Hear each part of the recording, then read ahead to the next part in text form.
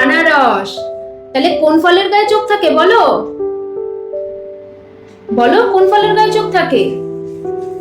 কি হলো, আমি এতবার ধরে যে বলছি একটা কথা, তুমি আমার কথা শুনছো না, অবাধ্যতা করছো? আমার কোনো পড়াই তুমি শুনছো না? কি হলো, ওকে এত বকছো কেন তুমি? কি হয়েছে?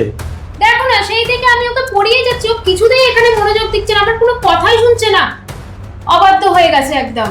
পাপা, তুমি মাম্মার কথা কেন শুনছো না? তুমি তো আমাদের সন্তান, বলো, তুমি তো ছোট। মাম্মা পাপা যা বলে সেটা শুনতে হয়, বুঝতে পারলে? যে সন্তান বাবা মায়ের প্রতি শ্রদ্ধাশীল ও দায়িত্ববান, সেই সন্তান জীবনের প্রত্যেকটা ক্ষেত্রে সাফল্য অর্জন করতে পারে, বুঝতে পারলে? সন্তানের কখনো বাবা মায়ের কথার অবাধ্য হওয়া উচিত নয়, কারণ অবাধ্য সন্তান বাবা মায়ের কষ্টের কারণ হয়ে দাঁড়ায়। একটা কথা মনে রাখবে, সন্তানের সব থেকে নির্ভরযোগ্য আশ্রয় হচ্ছে তার বাবা মা। এই সুন্দর পৃথিবীতে সন্তানের জন্য বাবা মায়ের মতো আপনজন আর কেউ নেই, বুঝতে পারলে? এবার মামাম যা বলবে মন দিয়ে শুনবে। নাও, পড়ে নাও। দেখো, কোন ফলের গায়ে চোখ থাকে? আনারস। আবার বলো, কোন ফলের গায়ে চোখ থাকে? আনারস।